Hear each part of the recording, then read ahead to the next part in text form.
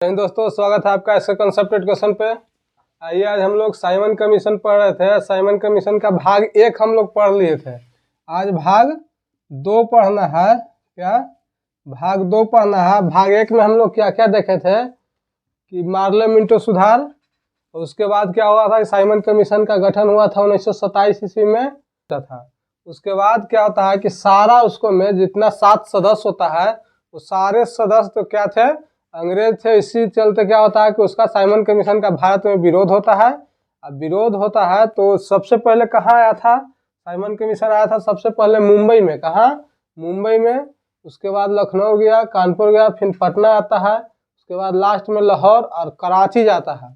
कराची के जो एसपी होता है वो क्या करता है कि लाठीचार्ज करवा देता है भीड़ पे। साइमन कमीशन का जो विरोध कर रहे थे और उसका नेतृत्व कर रहे थे लाला लाजपत राय, तो क्या करता है कि वहाँ का एसपी लाठीचार्ज करवाता है। तो लाठीचार्ज के दौरान ही लाला लाजपत राय के सिर पे लाठी लग जाता है और उसी के कारण उनका मृत्यु हो जाता है। तो आज हम लोग पढ़ेंगे कि साइमन कमीशन का कौन कौन सा पार्टी था जो भारत में, वो कौन कौन सा पार्टी विरोध किया था और कौन पार्टी उसका समर्थन किया था। यहाँ से भी क्वेश्चन एग्जाम में उठाता है। तो आइए आज हम लोग उसको देखते हैं कि कौन सा पार्टी साइमन कमीशन का विरोध किया भारत में, साइमन कमीशन को, और कौन सा पार्टी जो था वो क्या सपोर्ट किया था साइमन कमीशन को। उस पार्टी के बारे में देखेंगे।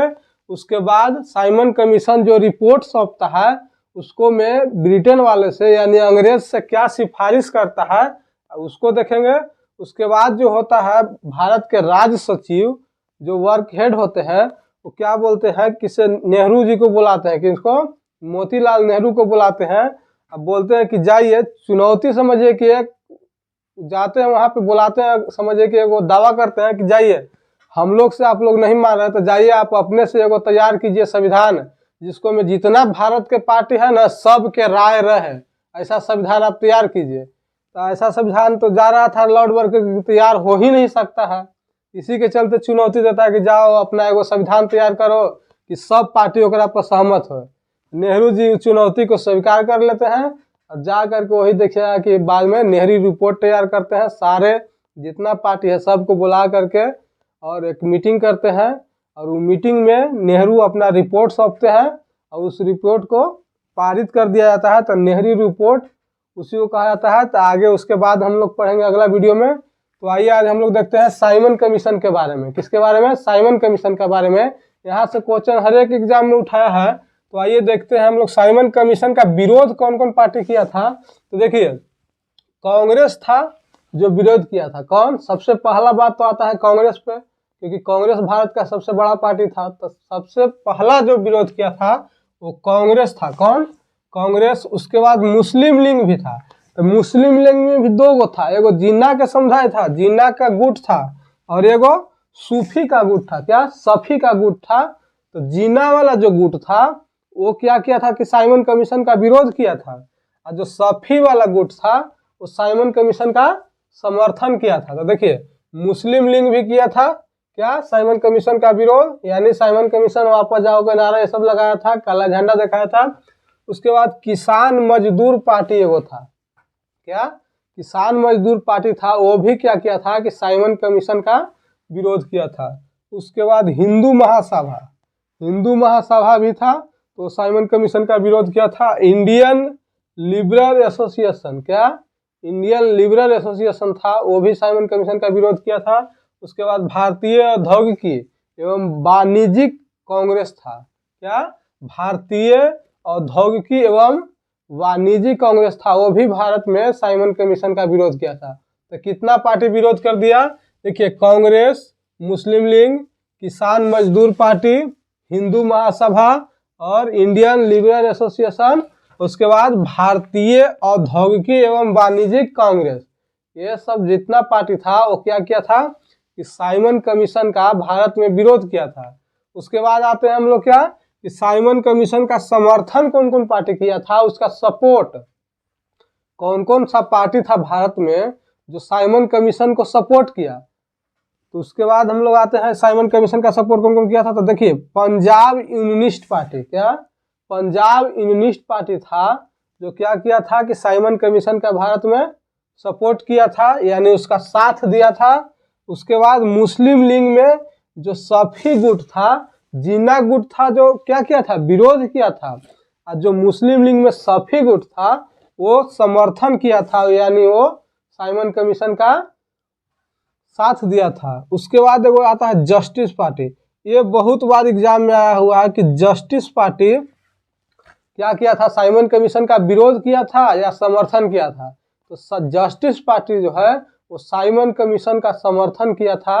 और जस्टिस पार्टी से बहुत बार एग्जाम में क्वेश्चन उठाया है, तो इसको सॉरी इसको क्या कीजिए, इसको एकदम वीवीआई कर लीजिए, इसको एकदम याद रखना जरूरी है।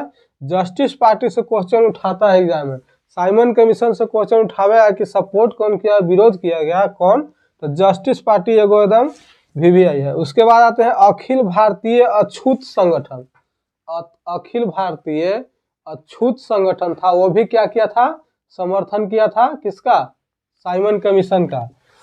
उसके बाद केंद्रीय सिख संगठन, जितना सिख का संगठन था केंद्रीय सिख संगठन, वो भी क्या किया था, सपोर्ट किया था, यानी साइमन कमीशन का वो भी साथ दिया था।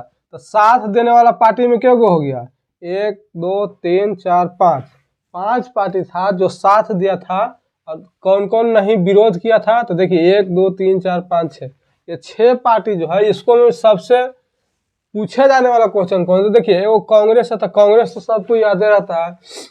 उसके बाद किसान मजदूर पार्टी और हिंदू महासभा और इंडियन लिबरल एसोसिएशन, ये 3 को याद रखना है, क्योंकि मुस्लिम जो लीग था वो जिन्ना का पार्टी था, वो समर्थन किया, विरोध किया था, और सफी गुट था वो समर्थन किया था। तो इस तो याद रहेगा। उसके बाद कांग्रेस याद रहता है, सिर्फ 3 को याद रखना है, विरोध किया में 3 को, और इसको में जो समर्थन किया था उसको में जस्टिस पार्टी, और एगो केंद्रीय सिख संगठन था। सिख तो सपोर्ट करवे करेगा, क्योंकि भारत में उसको क्या किया था, प्रचार की अनुमति दे दिया था, तो सिख तो सपोर्ट करवे किएगा, इसको याद नहीं रखना है। तो जस्टिस पार्टी, इसको में समर्थन करने में साइमन कमीशन में कौन कौन सा पार्टी समर्थन किया, इसको में सिर्फ एगो याद रखना है, जस्टिस पार्टी, और ऊपर से 3 को याद रखना है जो विरोध किया था, किसान मजदूर पार्टी और हिंदू महासभा और इंडियन लिबरल एसोसिएशन। तो आइए उसके बाद फिर क्या होता है कि साइमन कमीशन रिपोर्ट सौंपता है अपना। साइमन कमीशन जो गठित होकर के आया था 1927 ईस्वी में, वो क्या करता है कि अपना रिपोर्ट सौंपता है अपने सरकार के पास। तो सरकार के पास जो रिपोर्ट सौंपता है उसको में महत्वपूर्ण सिफारिश क्या क्या था, देखिए प्रत्येक 10 वर्ष पर होने वाले पुनर्निरीक्षण को समाप्त करना। देखते थे हम लोग पिछला वीडियो में, जब साइमन कमीशन का पृष्ठभूमि देख रहे थे, पृष्ठभूमि में हम लोग देखे थे कि प्रत्येक 10 वर्ष पर आ रहा था सिफारिश, वहां से क्या प्रत्येक 10 वर्ष पर सिफारिश आ रहा था, तो उसी को 10 वर्ष पर जो आता था संशोधन यानी पुनर्निरीक्षण के जो आता था उसको समाप्त करना था। उसके बाद अल्पसंख्यक वर्ग पर विशेष ध्यान देना, यानी भारत में अल्पसंख्यक वर्ग ज्यादा है, उसको पर विशेष ध्यान दीजिएगा तो आपके सपोर्ट में आ गया, यानी अल्पसंख्यक वर्ग का विशेष ध्यान देना। सॉरी। उसके बाद प्रांत में लागू द्वैध शासन की व्यवस्था को समाप्त करना, क्या प्रांत में लागू द्वैध शासन की व्यवस्था को समाप्त करना। अब भारत के लोगों को मताधिकार में छूट दिया जाए, क्या किया जाए, मताधिकार यानी वोट देने के अधिकार में छूट किया जाए, किसको, भारत के लोगों को। तो भारत के लोगों को मताधिकार में छूट दिया जाए, यानी जो वोटिंग होता है उस वोटिंग में भारत के लोगों को ही हम लोग सता रहे हैं, यानी उसको में भारत के लोगों को छूट दिया जाए। उसके बाद आते हैं केंद्र में उत्तरदायी सरकार स्थापित न किया जाए, केंद्र में जो उत्तरदायी सरकार था वो केंद्र में उत्तरदायी सरकार स्थापित न किया जाए, और उसके जगह राज्य में उत्तरदायी सरकार की स्थापना किया जाए। उसके बाद फिर क्या होता है कि ये सारा सिफारिश था वो मान लेता है, तो यहाँ भारत के लोग फिर भी तो साइमन कमीशन का विरोध कर रहे थे, तो क्या करता है कि जो भारत के राज्य सचिव होता है, कौन होता है, भारत के राज्य सचिव लॉर्ड वर्क हेड जो होता है, वो क्या करता है कि मोतीलाल नेहरू को बुलाता है अपने पास, और बुला करके बोलता है कि आप लोग जब साइमन कमीशन का विरोध कर रहे हैं, भारत के जो राज्य सचिव था लॉर्ड वर्क हेड, वो क्या करता है कि भारत के जो मोतीलाल नेहरू थे उनको बुलाते हैं और बोलते हैं कि आप लोग जब साइमन कमीशन का विरोध कर रहे हैं तो आप लोग ऐसा कीजिए कि जाइए, यानी चुनौती एक देता है कि जाओ अपने से तुम एगो ऐसा पार्टी बनाओ, उस पार्टी को सब मानने के लिए, जितना भारत में पार्टी है वो सब पार्टी मानने के लिए तैयार हो जाए। एक ऐसा संविधान तैयार करो तुम जिसको जितना भारत में पार्टी है ना सब मिला के एगो संविधान तैयार करो। जानता था वारखेड़े कि नहीं होगा, ऐसा काम हो ही नहीं सकता है। मगर मोतीलाल नेहरू क्या करते हैं कि चुनौती को स्वीकार कर लेते हैं। क्या करते हैं? चुनौती को स्वीकार कर लेते हैं और उसके बाद भारत में आते हैं। भारत में आकर के क्या बोलते हैं, जितना सारा पार्टी था भारत का, हम लोग पीछे पार्टियां देख चुके हैं, जितना सारा पार्टी था सबको बुलाते हैं एक जगह और मीटिंग करते हैं। और मीटिंग में क्या होता है कि ये अपना नेहरू जी है वो अपना रिपोर्ट सौंपते हैं, यानी एक रिपोर्ट सौंपते हैं। रिपोर्ट को कहते हैं कि सारे जितना जो पार्टी था सारे के सहमत से एक रिपोर्ट तैयार करते हैं जिसका नाम होता है नेहरू रिपोर्ट। क्या? नेहरू रिपोर्ट। और नेहरू रिपोर्ट क्या होता है कि सारा पार्टी मान लेता है और वही वारखेड़े के पास जाता है और उसी के नाम होता है नेहरू रिपोर्ट। तो नेहरू रिपोर्ट हम लोग अगला वीडियो में पढ़ेंगे। तो आइए एक बार महत्वपूर्ण सिफारिश को रिवाइज कर लेते हैं। तो देखिए, महत्वपूर्ण सिफारिश में यहाँ से भी क्वेश्चन आता है, तो इसको भी याद रखना है। महत्वपूर्ण सिफारिश में क्या क्या था? प्रत्येक 10 वर्ष पर होने वाले पुनर्निरीक्षण को समाप्त किया जाए। अल्पसंख्यक वर्ग को अल्पसंख्यक वर्ग को क्या किया जाए? विशेष ध्यान दिया जाए। वहाँ के भारत में जितना अल्पसंख्यक है वो सारे पर विशेष ध्यान दिया जाए, क्योंकि अगर उसको पर ध्यान देंगे तो हमारे पक्ष में आएगा। ये साइमन कमीशन का कहना था। उसके बाद प्रांत में लागू द्वैध शासन को, जो द्वैध शासन था उसको समाप्त किया जाए। हम लोग द्वैध शासन अगर नहीं समझते हैं तो जा करके प्लेलिस्ट बना हुआ है पॉलिटी का, पूरा पॉलिटी हम लोग पूरी एकदम सीरियल से जितना टॉपिक है सारा टॉपिक को हम लोग खत्म कर लिए हैं, पूरा पॉलिटी खत्म कर लिए हैं। अगर पॉलिटी का पूरा प्लेलिस्ट पढ़ लेते हैं समझिएगा पॉलिटी से एक भी क्वेश्चन नहीं छूटेगा। अगर द्वैध शासन ये सब नहीं पढ़े हैं तो जा करके पॉलिटी का प्लेलिस्ट में पढ़िए, देखिए एक भी क्वेश्चन नहीं छूटेगा। उसके बाद आता है फिर क्या? भारत के लोगों को मताधिकार में छूट दिया जाए।